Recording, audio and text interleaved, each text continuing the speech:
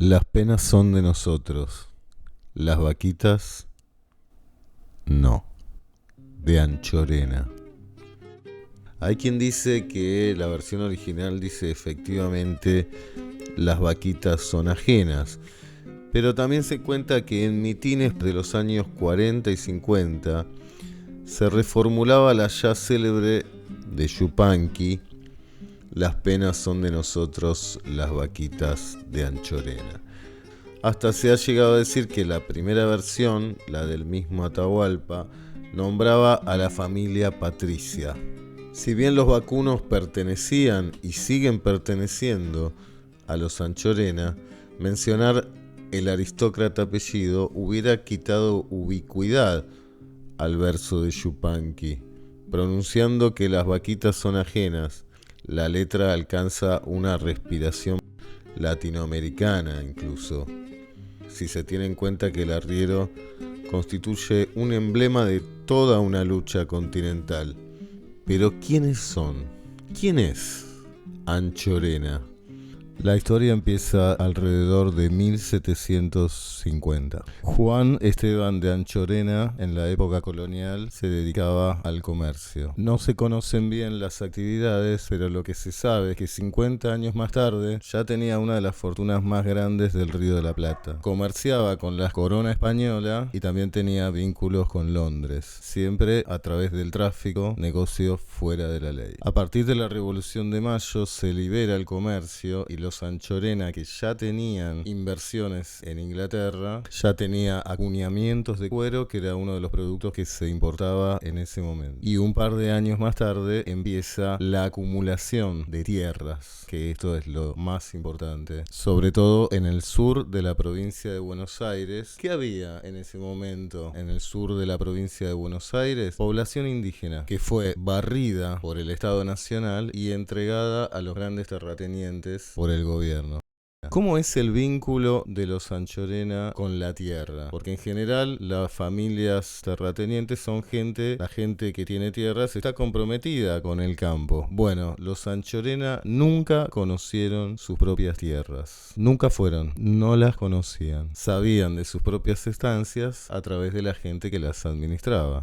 Pero al mismo tiempo les llegaba toda la plata que producían. Con la plata que les llegaba de toda la producción de sus tierras, hacían inversiones en la ciudad y después les llegaba la renta de estas inversiones. Muchas veces subalquilaban al Estado o les hacían préstamos. El dinero de la renta agraria después se transformaba en especulación, en herramienta de negociación con el Estado, y así su fortuna se iba acrecentando. Hasta que llegamos al capítulo de la campaña del desierto. Un gran proyecto impulsado por el Estado en la figura de Roca, de Julio Argentino Roca, que consistía en expandir la frontera de la provincia de Buenos Aires hacia la Patagonia, aniquilando a toda población indígena que estuviera en el camino. El impacto en la riqueza de la familia de esta campaña es monumental. Del 1.000.000 de hectáreas que tenía la familia Anchorena en 1880, 800.000 habían sido cedidas por el Estado, producto de esta campaña del desierto. Así se transforma en una familia rentista y el Estado se transforma en un Estado bobo y asesino a la vez, entregador de tierras. Y así se empiezan a meter en otros lugares de poder, producto de la gigantesca renta de esa tierra, y así uno de los hijos de Anchorena se hizo parte de la corte de Alfonso XII, uno de los reyes de España. Y nos adelantamos un poco en el tiempo hacia 1919 y la Semana Trágica, una de las principales huelgas del movimiento obrero en la historia del siglo XX. La huelga es fuertemente reprimida por la policía, pero también por la llamada Liga Patriótica, coordinada por una asociación de empresarios que se llamaba Asociación del Trabajo. ¿Quién presidía esa Asociación del Trabajo? Uno de los hijos de Anchorena, que después va a ser presidente de la Sociedad Rural y del Jockey Club Argentino. Una época en la que tal vez todos estos empresarios tenían un poquito de miedo que pasara algo que ya había pasado en Rusia, ¿no? Si nos remontamos a 1969, nos encontramos que el subsecretario de Agricultura y Ganadería en la dictadura de Onganía, Tomás Joaquín de Anchorena, Anchorena es ministro de Agricultura y Ganadería. Y si nos remontamos un poco más adelante, en la dictadura de Videla, nombran a Tomás Joaquín de Anchorena como embajador en Francia. ¿Para qué? País donde se cuestionaba la violación de los derechos humanos, y obviamente fue enviado allí, encargado de negar permanentemente que se debía a una campaña de desprestigio.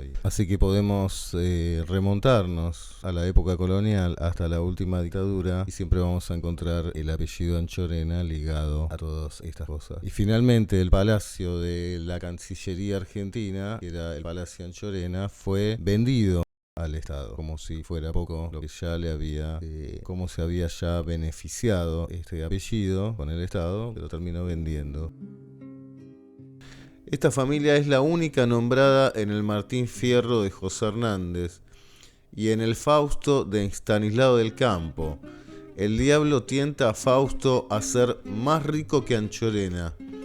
Si quiere plata tendrá, mi bolsa siempre está llena, y más rico que Anchorena, con decir quiero, será.